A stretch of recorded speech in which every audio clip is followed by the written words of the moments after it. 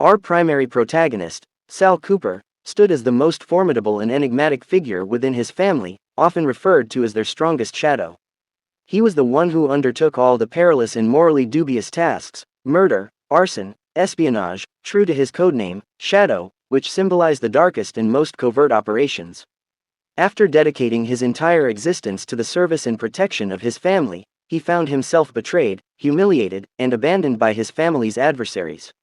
He faced false accusations of treachery, with allegations that he had colluded with their enemies for personal gain.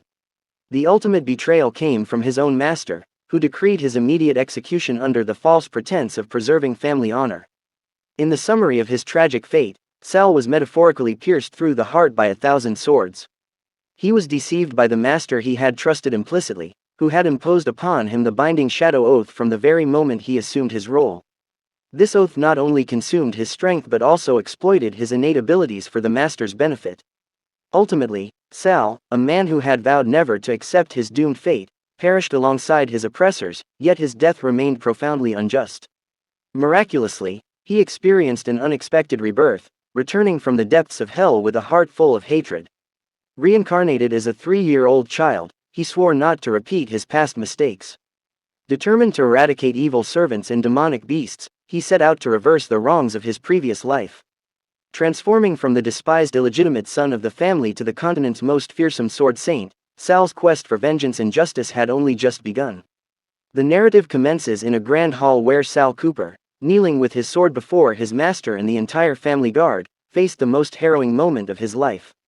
His master, Alan, the head of the Cooper family, pronounced an immediate execution order against Sal, citing betrayal. Gripped by fury and a sense of profound injustice, Sal gritted his teeth. Before the guards could execute the order, he managed to swing his sword and decry the clan as deceitful, vile creatures deserving of damnation. In a desperate bid, he approached Alan, pointing his sword at him. However, before he could deliver his blow, he was stabbed in the chest from behind, left trembling as his life force ebbed away. His lifelong dedication to his family was cruelly repaid with betrayal and sacrifice. As he succumbed to his wounds, he wondered if his story would truly end in such a tragic manner. With his dying breath, he vowed to annihilate all who had betrayed him if given another chance at life. The last memory he had was of his blood dripping onto the floor before he suddenly found himself lying on the grass, bewildered and in the body of a young child.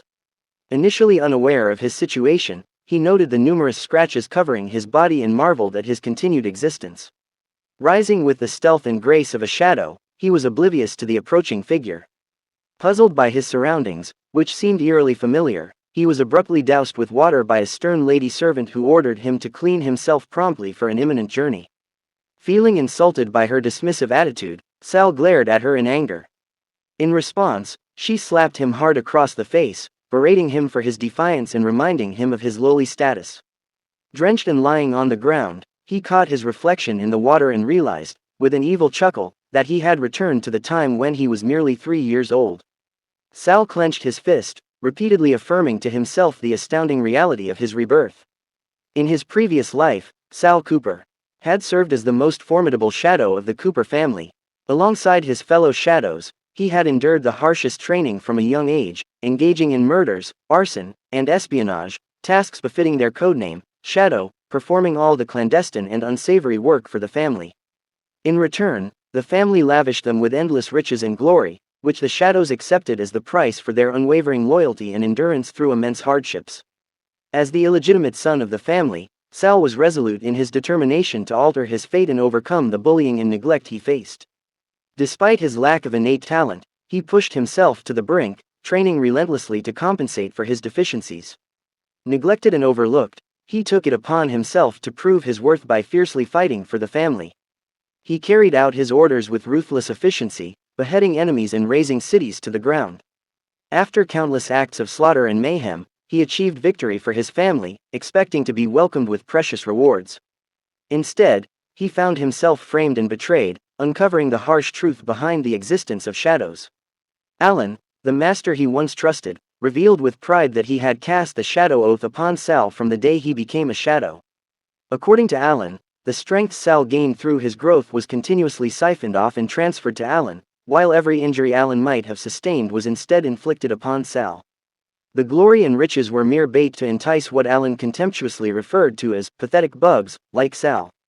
Sal deeply resented Alan's demeaning manner and the casual way he referred to him as a pathetic bug. In a final, desperate act of rage, Sal mustered all his strength for one last strike, managing to slash Alan's shoulder. However, Alan responded with a mocking smile, as a flame appeared and the wound on his shoulder gradually healed. The flame then entered Sal's body, revealing itself as a manifestation of blood magic, a reversal of the Shadow Oath, which reclaimed all the power that Alan had stolen from Sal. Racked with excruciating pain and spitting blood, Sal realized his life was nearing its end. Now reborn, he vowed to himself that he would not repeat the mistakes of his past and would seek vengeance against those who had wronged him.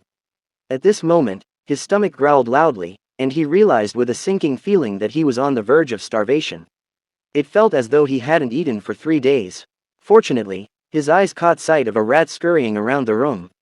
Fixing his gaze on it with an evil smile, he thought about devouring the rat to quell his hunger. He wasn't repulsed by the idea since, in his previous life, he had found rats to be more palatable than human flesh. Just as he was about to eat it, 2 men entered the room, calling him trash. The men approached him and informed him that their young master, Alan, wanted to see him.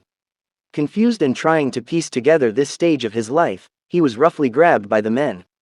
He recalled that this was the moment he was chosen as a shadow, although all memories of his initiation had vanished. He believed this must have been due to the curse of the blood magic Shadow Oath. Smiling slightly, he resolved that he would not let this happen again. He bit down hard on one of the men's hands, leaving a scratch, which made both men furious. Seizing the opportunity, he successfully freed himself. One of the men, angered by his defiance, warned him not to be arrogant and attempted to recapture him. However, Sal quickly slid across the floor, reached for a sword, and with a ruthless slash, severed the man's arm, causing him to scream in agony. The other man was dumbfounded, unable to believe that a 3-year-old child could wield a sword with such skill. Sal, meanwhile, smiled as he stared at the sword, sensing that the perfect opportunity for his revenge had finally arrived. The Shadow Oath, an ancient form of blood magic, required the caster, or master of the oath, to pay only a small price in blood to transform the target into their shadow. The shadow would be incapable of harming the master and would suffer any injuries meant for the master. Additionally, all growth and abilities of the shadow would be transferred to the oath master. Because of its cruel nature, the Empire had ordered the destruction of all grimoires containing records of shadow oaths a century ago to prevent its use. After Sal defeated Alan's guard, he was summoned along with several other children. Alan, furious upon learning that his 2 men had been bested by a mere child, slapped the guard who had brought Sal.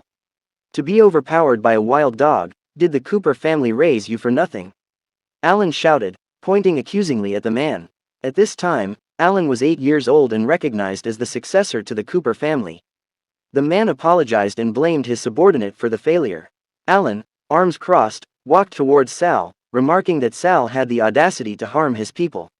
Sal stared back at Alan with anger but remained silent. Alan then commanded his men to lock Sal in the dungeon and let him suffer. 2 guards responded affirmatively to the order, but a woman intervened. She was Hera Cooper, the matriarch of the Cooper family and Alan's mother. Hera, accompanied by her subordinate, approached and stated that Sal had grown up without anyone to look after him, so it was natural for him to act out. She argued that it was not the right time to punish Sal, as there was an important ceremony Alan needed to attend, the oath-taking ceremony.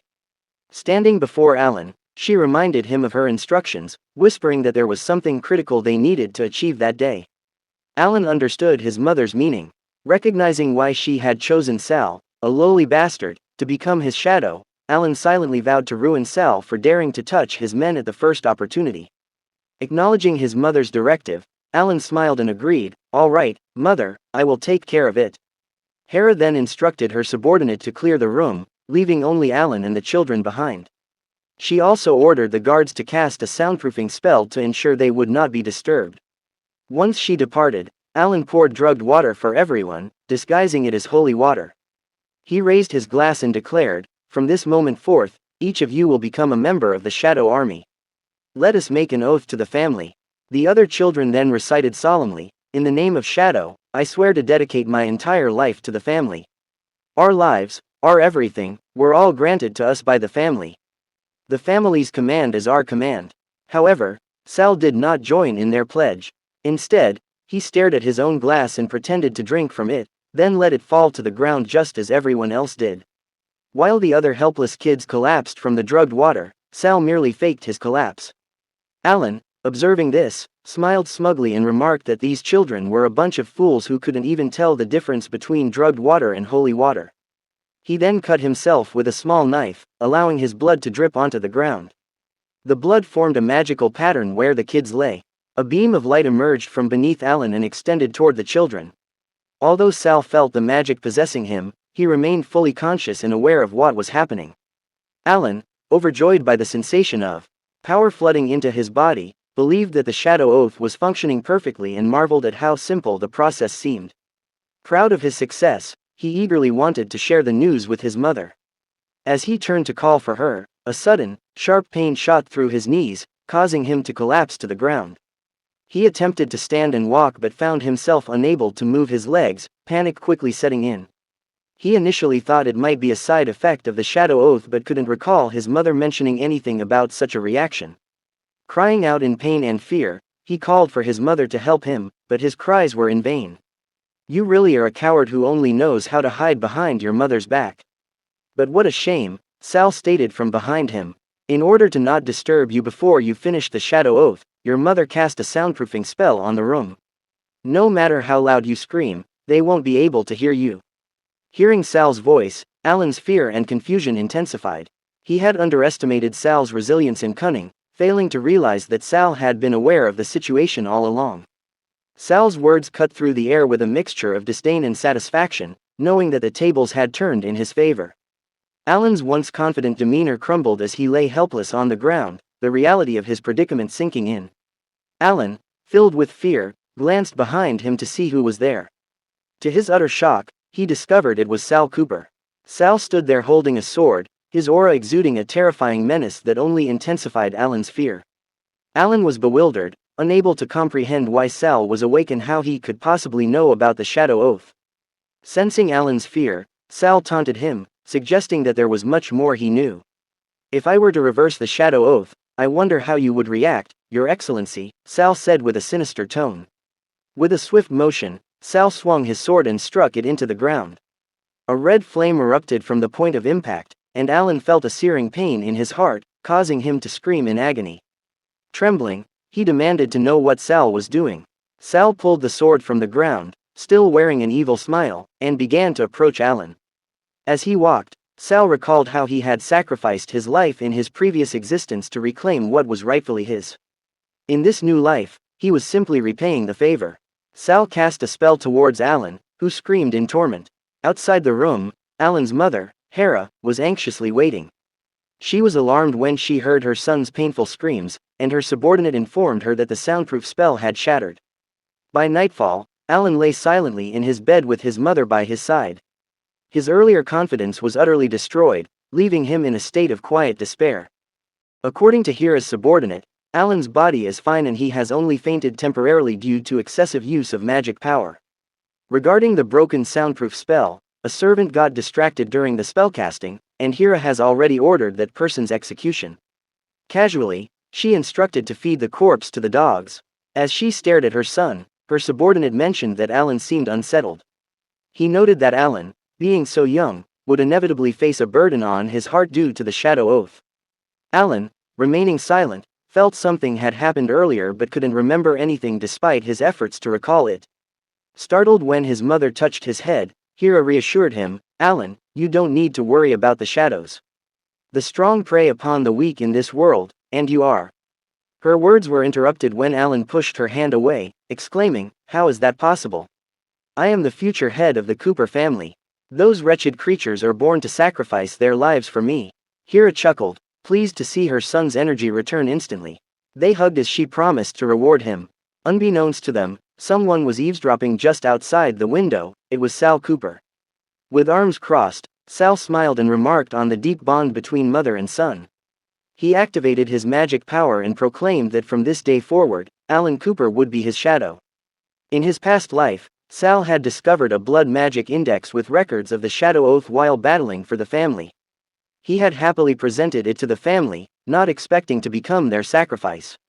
Fortunately, he had examined the book's contents and, combining that with his past experience of reclaiming his power, now knew how to reverse the shadow oath and swap positions with Alan using just a little blood. However, as a 3-year-old, he was too weak to resist, so he resolved to grow stronger from this point on. His first step towards becoming stronger was to go to the Flame, the Cooper family's testing grounds created to select strong shadows willing to sacrifice themselves.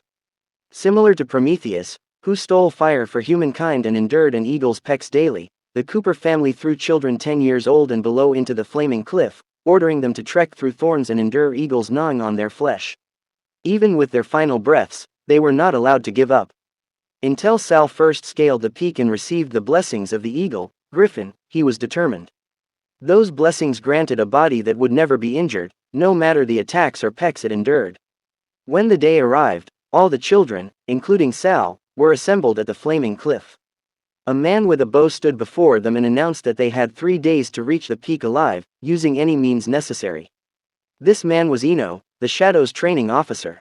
He also warned that deserters would be sentenced to death after 3 days. While the other children were terrified, Sal remained calm and composed, already knowing what to do. "All right, Shadows, for your bright futures, set off," Eno declared, blowing his whistle. The children began their tasks in a panic, but Eno noticed Sal walking calmly and even whistling. Eno was puzzled by Sal's composure amidst the chaos. While the other kids headed in the same direction, Sal chose his own path. Eno's subordinate informed him that Sal was part of the Cooper family and the illegitimate son who had angered Alan Cooper the previous day. Sal began scaling the cliff, which amused Eno and his subordinate. They laughed, thinking Sal was foolish for not taking the slope and instead climbing the cliff wall directly. They were convinced Sal would fall before even reaching the halfway mark. Eno's subordinate suggested collecting Sal's corpse, but Eno disagreed, saying he had an interesting idea and that now was the perfect time for someone to show up. As he said this, an eagle appeared, frightening the children as it was a monster. Despite the danger, Sal managed to climb to the top of the cliff, where he found the corpses of children who had been gnawed by the eagle. The eagle, with its dazzling eyes, stared at Sal. Hanging on the cliff, Eno observed Sal. Recalling that Sal had angered young Master Alan the previous day, Eno suggested using the griffin to remove him. He reached for his bow and aimed an arrow at the griffin, intending to hit a feather and make the young master happy. As Eno shot his arrow, Sal safely reached the top of the cliff. The griffin, enraged by the attack, charged at Sal. Sal, however, jumped away to avoid its beak, activated his magic power, and leapt onto the eagle's body. Confident from his past life experiences, Sal knew that the quickest way to scale the peak and gain the griffin's blessing was to tame it. He raised his flaming sword and attacked the eagle, realizing that the griffin was an S-rank male monster with a 4-star danger level, originally born in the flaming cliff. According to legend, it gained intelligence after consuming numerous human brains and can now communicate with people. It made a pact with the Cooper family to help them choose shadows in return for bait. Those who receive the griffin's blessing are rewarded with an indestructible body. It loves gold and jewels and has 1 offspring. The griffin squealed in pain when Sal struck its head. Sal knew griffins are naturally stubborn and possess human-like intelligence, and if he didn't completely subdue it, it would never be tamed. That's why he could only use this move, the Shadow Blade, slashing third form. He attempted to slash the griffin with this technique, but the griffin dodged and unleashed a wind orb. It then attacked Sal, sending him flying and almost off a cliff. Fortunately, he managed to grab the edge and climb back up. He realized he had been too careless, forgetting he was now a 3-year-old, not a 30-year-old adult. Despite his mastery of sword techniques in his past life, his current physique and strength made him vulnerable. He found a solution, reaching a nearby cave. Though he was panting heavily, he refused to give up. The griffin unleashed another wind orb at Sal, who narrowly dodged the powerful attack. He knew the griffin's power increased with each wind orb, from level 1 to 10. If the 10th wind orb was released, not even 100 of him could escape. He realized something and stopped running. Instead, he jumped and decided to tank the griffin's hit, using its wind power to propel him into the cave. He succeeded and activated his Shadow Oath to lower his energy consumption and absorb Alan's strength. Meanwhile, Alan dropped his cup of tea and fainted, causing his subordinates to panic. A purple flame and dark reddish hue emanated from Alan as Sal entered the cave. The griffin followed, warning Sal he couldn't escape. But then, it paused, angrily staring at Sal holding its crying offspring. Sal pointed his sword at the baby eagle and smirked to taunt the griffin. Few know that the powerful griffin is the strongest in the world, born with broken wings and unable to fly. The griffin seemed frightened, asking Sal what he intended to do with its child. Sal assured it he had no intention of harming the baby eagle and could heal its wings to enable flight. The griffin was skeptical, but Sal insisted he could do it on one condition. While Sal and the griffin discussed in the cave, Enos and his subordinate heard no noise and assumed Sal had been eaten by the griffin. They decided to leave and report Sal's failure to Alan to gain favor. As they walked away, Sal suddenly appeared behind them riding the griffin. "Then I shall send both of you, but you might have to wait for him in hell," Sal declared with crossed arms. The two men, terrified, ran away screaming, but were ultimately eaten alive by the griffin. "I've kept my promise. Now it's your turn," the griffin said, and Sal ordered it to take him to the secret realm at the northernmost of the mountain range. They arrived at the land of stone and paused before a huge gate. The griffin reminded Sal to retrieve the sword of Perseus and help it obtain Medusa's blood, which can cure anything. Sal confidently assured the griffin but internally had different plans. His real goal was not the holy sword or helping the griffin but using the griffin to destroy the secret realm. The griffin opened the gate, revealing Medusa's statue alongside 3 human-like statues. The griffin attacked the statues, surprised they could move. Despite shattering them, the pieces reassembled. Sal, upon seeing this, identified the statues as Dano, Ennio, and Pemfredo, akin to the Grey-Eye sisters in mythology, sharing one eye and tooth. While explaining, the griffin listened, watching the statues reform. Sal noted their ability to control seawater, being daughters of sea deities. The Grey sisters merged into one and confronted them. Sal screamed to run as the Grey sisters unleashed a powerful wave of water. The griffin stated there was no point in running and demanded Sal find the sword. Pretending to be scared, Sal claimed he was searching for it. The griffin, concluding they would die as the place began to collapse, felt despair. Sal reassured the griffin that he was genuinely searching for the sword's location. He even pretended to examine the wall, suggesting there might be clues written in the runes. Deep down, he was pleased the secret realm was collapsing, anticipating everything within it would soon be buried. He headed toward the secret tunnel he had discovered in his past life but paused, realizing the destruction wasn't yet sufficient. "Griffin, the runes indicate that removing the eye up there will stop the attacks," he said, pointing to the eye above the wall that was watching them. The griffin, following Sal's guidance, used its mouth to remove the eye. Immediately, the Grey sisters stopped attacking and melted into water, impressing the griffin. Sal explained that Perseus only discovered Medusa's location after stealing the Grey sisters' eye, making it their weakness. "But what about the sword? And the blood to cure my offspring? Did the runes reveal anything?" the griffin asked. Sal pointed to where the sword was hidden, behind Medusa. He explained that Perseus used the sword to behead Medusa, spilling both red and green blood, red blood that could poison all living souls and green blood that could heal all illnesses. However, these were just legends. In this secret realm, another secret existed. The emergence of the sword of Perseus would signal Medusa's revival. At this moment, Medusa awoke and aimed an attack at the griffin. Sal seized the opportunity to flee. He knew once the Medusa statue was activated, it wouldn't stop unless beheaded with Perseus's sword. Sal opened a secret exit path but was attacked by Medusa before he could leave. He narrowly avoided the attack and slid on the ground, watching Medusa's dazzling eyes. Confused about why Medusa targeted him, he noticed the griffin hiding behind a rock. "This guy is tough to deal with. I'll leave the rest to you. I don't want to die," the griffin said. For the first time, Sal realized the griffin could shrink itself. Medusa continued her attacks, forcing Sal to run. Fortunately, he had navigated this secret realm in his past life and wasn't out of options. He headed toward the Knights of the Round Table, planning to acquire the shield first. He knew the shield's reflection could help him avoid Medusa's gaze and not turn to stone. With the shield, he could also defend against her attacks. After obtaining the shield, Sal managed to block Medusa's strikes but struggled against her strength. Medusa's full-force attack sent him flying, causing him to vomit blood. He realized the shield alone wasn't enough and knew he couldn't escape since Medusa had already destroyed the secret realm. Despite his low talent rank, he decided to try wielding Perseus's sword, believing he would die if he didn't attempt it. He grabbed the sword, shocked at how easily he lifted it. Medusa grabbed him, but he remained calm, pondering why he could lift the sword despite his supposed low talent.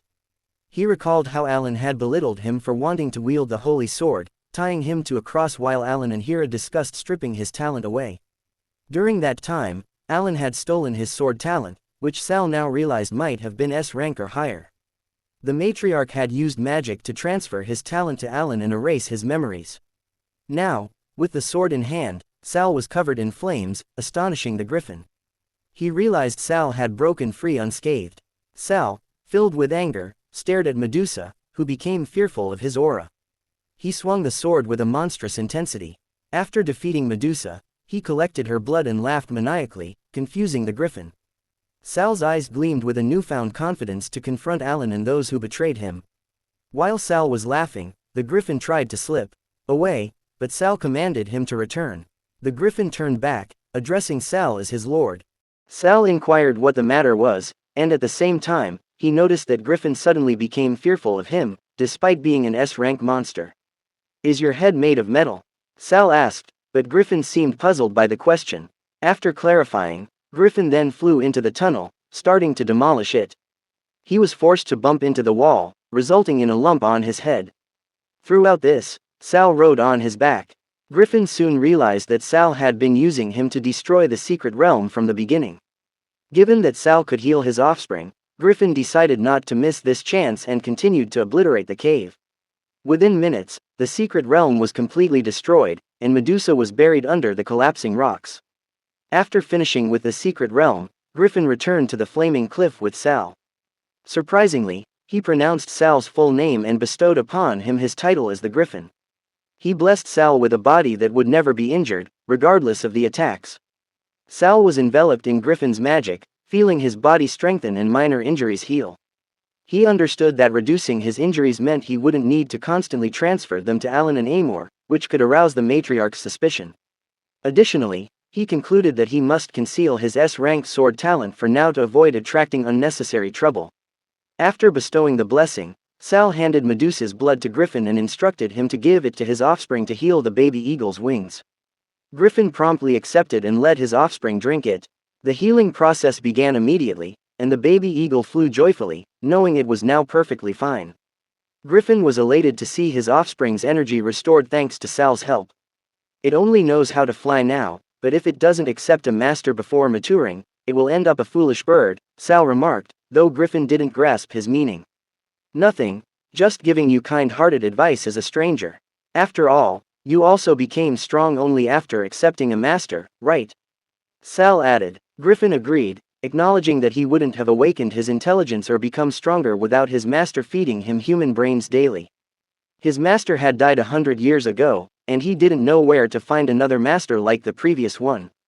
Suddenly, his eyes brightened with an idea: to choose Sal Cooper as the master of his offspring. "Please accept my child as your pet, master," Griffin pleaded, believing that Sal, with his incredible intelligence, might surpass Bled in the future. Sal smirked, knowing Griffin had taken the bait. "All right, I can accept it as my pet monster, but you have to make a deal with me," he responded. Sal told Griffin that he wanted all the information Griffin had about Bled Cooper, as well as the precious key that could unlock the place where the Cooper family worships the sword spirit Bled. Back at Cooper's palace, Hera received a report from her subordinate that they couldn't find the cause of Alan's frequent fainting. "You're telling me that the young master's fainting happens out of thin air? How long will this last?" she asked. Her subordinate assured her not to worry since Alan had the protection of the Shadow Oath and always woke up quickly. Additionally, Hera had little shadows helping Alan by taking his injuries and supplying him with strength. Hera agreed with her subordinate but found the situation strange, as Alan began fainting on the day of the Shadow Oath ceremony, leading her to suspect someone was behind it. After reporting on Alan's health, Hera's servant informed her of another urgent matter. Sal Cooper had obtained first place in the competence test, as expected. However, Sal used the griffin to kill 2 of their men and made the baby eagle his pet. Hera was shocked upon hearing this and panicked, setting down her tea. She asked her subordinate where Sal was, and he replied that Sal was just outside the door. Hera stood, about to go to Sal, but he entered the room and asked how he could help her. Hera then questioned him about killing the walker, the two men Sal had killed on the flaming cliff. Sal responded, "I did it all for the family. A shadow officer like him was killed by a 3-year-old child. He's too useless. The Cooper family doesn't need trash like him. Don't you agree, madam?" Sal's answer left Hera speechless. And that wraps up our recap for today. What did you think of the story so far? If you guys enjoyed this recap and want to see more, let us know in the comments. And don't forget to hit that subscribe button. We've got plenty more content coming your way.